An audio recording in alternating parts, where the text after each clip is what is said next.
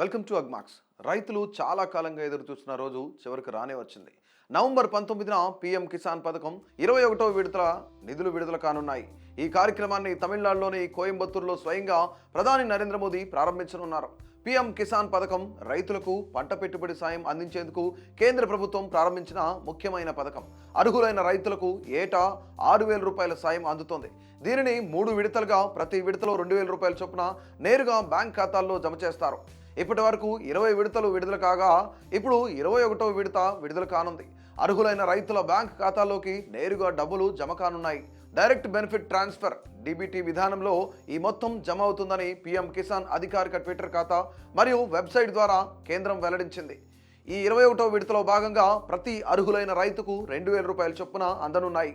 మొత్తం 9 కోట్లకు పైగా రైతులకు 18,000 కోట్లకు పైగా నిధులు విడుదల కానున్నాయి. ఈ సందర్భంలో లబ్ధిదారులకు కేంద్రం కొన్ని కీలక సూచనలు చేసింది. పీఎం కిసాన్ పథకంలో నమోదు చేసుకున్న ప్రతి రైతు తప్పనిసరిగా ఈకేవైసీ పూర్తి చేసుకోవాలని సూచించింది. ఈకేవైసీ పూర్తి చేస్తేనే డబ్బులు ఖాతాల్లో పడతాయని స్పష్టం చేసింది. ఈకేవైసీ 3 మార్గాల్లో చేయవచ్చు. పీఎం కిసాన్ అధికారిక వెబ్సైట్లో ఓటీపీ ఆధారంగా సమీపంలోని కామన్ సర్వీసెస్ సెంటర్లో బయోమెట్రిక్ ద్వారా లేదా పీఎం కిసాన్ మొబైల్ యాప్ ద్వారా ఫేస్ అథెంటికేషన్తో పూర్తి చేసుకోవచ్చు.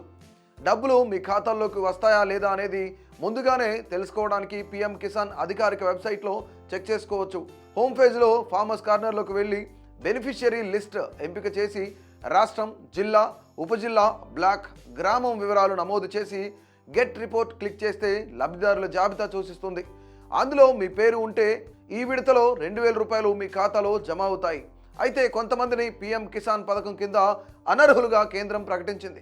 2019 ఫిబ్రవరి 1 తర్వాత భూమి యాజమాన్య హక్కులు పొందేవారికి డబ్బులు రావు. కుటుంబంలో భార్యాభర్తలు, తండ్రి, కుమారులు వంటి 1 కంటే ఎక్కువ మంది సభ్యులు లబ్ధిదారులుగా ఉంటే వారిని కూడా అనర్హులుగా పరిగణిస్తారు. ఇలాంటి అనుమానాస్పద కేసుల్లో పూర్తి పరిశీలన పూర్తయ్యే వరకు తాత్కాలికంగా నిధులు నిలిపివేస్తారు.